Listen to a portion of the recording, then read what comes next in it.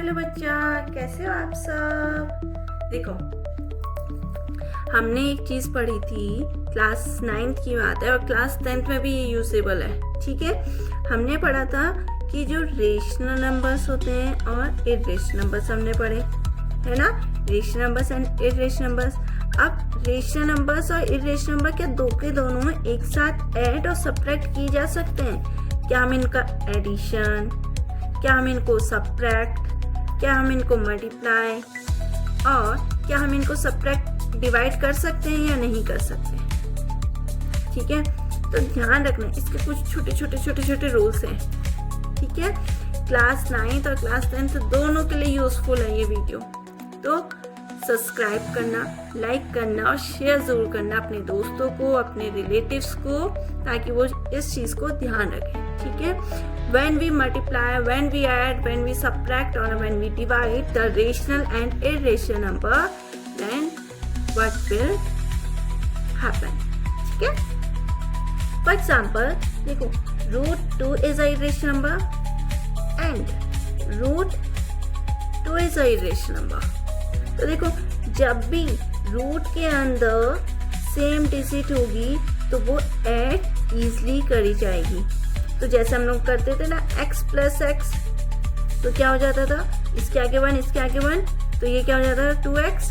तो वैसे ही यहाँ पर भी इसके आगे कुछ नहीं है 1 है, इसके आगे कुछ नहीं है तो 1 है, तो 1 + 1 is 2 and √2 as it is उतर जाएगा। This is the first rule. If root के अंदर सेम डिजिट्स होंगी तो हम लोग सिंपल से ऐड कर देंगे। अगर सेम ऐसी है 2√2 + 3√2, तो देखो 2 + 3 is 5 and √2 as it is उतर गया। अब सेकंड देखो, अगर मैंने कहा √2 + √3, यहाँ पर भी 1 है, यहाँ पर भी 1 है, बट रूट के अंदर सेम डिजिट है नहीं है, तो इसका मतलब इसका आंसर क्या आएगा, simple √2 + √3। none of the digits will be add। ठीक है, ध्यान रखना है, जब भी हमारा रूट के अंदर सेम डिजिट होगी तभी वो ऐड होगा। अगर सेम डिजिट नहीं है तो वो ऐड नहीं होगा। सेम यही चीज हमारे सब्ट्रैक्शन में भी यूज होती है। √3 - √3 सेम डिजिट है तो as it is √3 cancel out, 0 आ गया। अगर ऐसी होगा 2√3 - 5√3 ± 5 - 2 is 3√3 और साइन क्या आ गया, नेगेटिव का। ठीक है, अगर सेम ऐसी होगा √3 + √7 -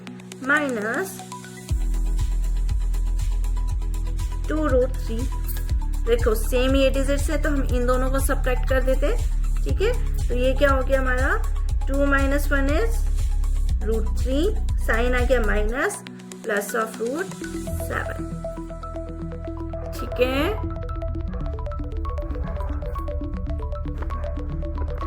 देखा आपने, जब लाइक डिजिट्स थे, ठीक है, सेम डिजिट्स थे, तो हम ऐड और सब्ट्रैक्ट इजीली कर पा रहे हैं। बट जब सेम डिजिट्स नहीं है तो हम उसको ना ही ऐड कर पा रहे ना ही सब्ट्रैक्ट कर पा रहे।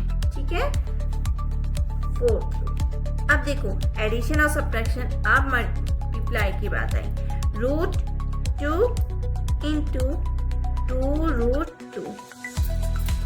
अब हम इसमें क्या करेंगे, 1 है, 1 × 2 is 2 and √2 × √2।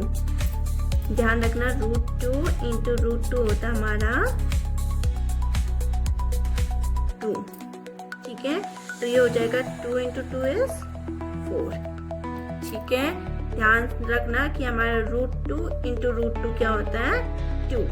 ठीक है, सेम डिजिट अगर रूट के अंदर मल्टीप्लाई होती है तो हम लोग क्या करते हैं, उसका रूट बाहर निकल जाता है। ठीक है, क्योंकि it is common square root. ठीक, अगर वैसे होगा हमारा 3 × 3, तो देखो सेम डिजिट है रूट के अंदर, तो √3 × √3 is 3। अगर सेम डिजिट हो गई √2 × √3, तो इसमें इसको हम लोग मल्टीप्लाई करेंगे। 2 3 6, बट रूट नहीं हटेगा। ठीक है, अगर रूट के अंदर सेम डिजिट है तो ही ये क्या होगा, मल्टीप्लाई करके रूट हट जाएगा, और अगर सेम डिजिट नहीं है तो मल्टीप्लाई तो हो जाएंगे बट रूट नहीं हटेगा। जैसे यहाँ पर हुआ था, यहाँ पर ऐड और सब्ट्रैक्ट नहीं हो पाए, तो वैसे यहाँ पर भी मल्टीप्लाई हो गए बट रूट नहीं आता। ठीक है, ऐसे हमारा डिवीजन भी आता है। ठीक है, डिवीजन के टाइम पर क्या हो जाएगा, √2 डिवाइडेड बाय √2, सेम डिजिट है, डिवाइड करी जाएगी तो क्या आता है, 1 आ गया, तो यहाँ पर भी 1 हो गया। ठीक है, अगर ऐसा हो गया 3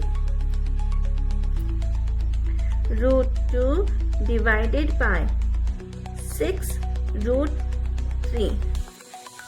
ठीक है, तो हम पहले क्या करेंगे, 3 √2 डिवाइडेड बाय 6 √3, तो हम इसको 3 1 सा 3 2 सा कैंसिल आउट हो गया, तो ये आ गया हमारा √2 डिवाइडेड बाय 2 √3।